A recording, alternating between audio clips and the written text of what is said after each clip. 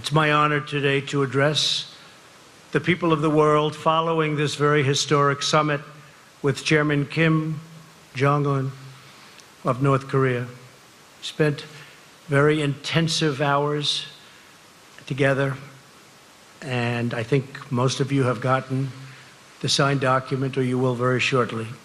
It's very comprehensive. It's going to happen. I stand before you as an emissary of the American people to deliver a message of hope and vision and a message of peace. Let me begin by thanking our incredible hosts in Singapore, especially Prime Minister Lee, friend of mine. This is a country of profound grace and beauty, and we send our warmest wishes to every citizen of Singapore who really made this visit so important and so pleasant, despite all of the work and all of the long hours. I also want to thank President Moon of South Korea. He's working hard. In fact, I'll be speaking to him right after we're finished. Prime Minister Abe of Japan, friend of mine, just left our country, and he wants what's right for Japan and for the world. He's a good man. And a very special person, President Xi of China, who has really closed up that border. Maybe a little bit less so over the last couple of months, but that's okay. But he really has, and he's a terrific person and a friend of mine, and really a great leader of his people. I want to thank them for their efforts to help us get to this very historic day. Most importantly, I want to thank Chairman Kim for taking the first bold step toward a bright new future for his people. Our unprecedented meeting, the first between an American president and a leader of North Korea, proves that real change is indeed possible. My meeting with Chairman Kim was honest, direct, and productive. We got to know each other well in a very confined period of time, under very strong circumstance. We're prepared to start a new history, and we're ready to write a new chapter between our nations. Nearly 70 years ago, think of that, 70 years ago, an extremely bloody conflict ravaged the Korean Peninsula. Countless people died in the conflict, including tens of thousands of brave Americans. Yet while the armistice was agreed to, the war never ended, to this day, never ended. But now we can all have hope that it will soon end, and it will soon end. The past does not have to define the future. Yesterday's conflict does not have to be tomorrow's war. And as history has proven over and over again, adversaries can indeed become friends. We can honor the sacrifice of our forefathers by replacing the horrors of battle with the blessings of peace. And that's what we're doing, and that's what we have done.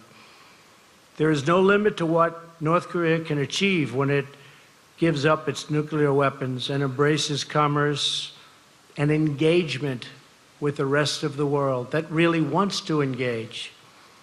Chairman Kim has before him an opportunity like no other to be remembered as the leader who ushered in a glorious new era of security and prosperity for his people.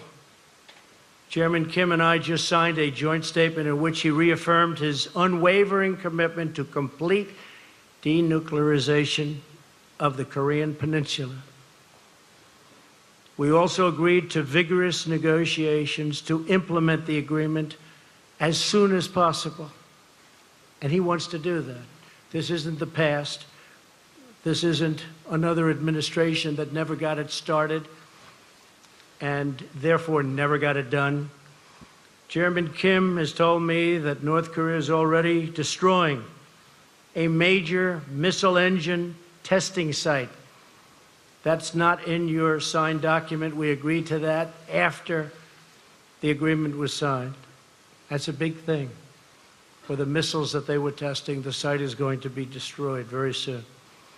Today is the beginning of an arduous process. Our eyes are wide open, but peace is always worth the effort, especially in this case.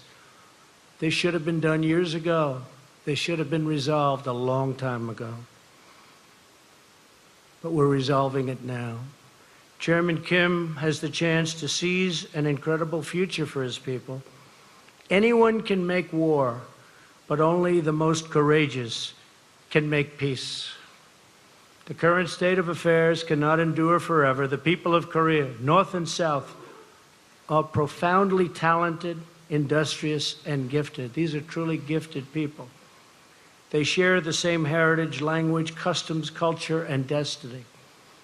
But to realize their amazing destiny, to reunite their national family, the menace of nuclear weapons will now be removed. In the meantime, the sanctions will remain in effect. We dream of a future where all Koreans can live together in harmony, where families are reunited and hopes are reborn, and where the light of peace chases away the darkness of war. This bright future is within, and this is what's happening. It is right there. It's within our reach. It's going to be there. It's going to happen. People thought this could never take place. It is now taking place. It's a very great day. It's a very great moment in the history of the world. And Chairman Kim is on his way back to North Korea. And I know for a fact, as soon as he arrives, he's going to start a process that's going to make a lot of people very happy and very safe. So it's an honor to be with everybody today. The media, it's a big gathering of media, I will say. Makes me feel very uncomfortable. But it is what it is. People understand that this is something very important to all of us, including yourselves and your families. So thank you very much for being here. We'll take some questions.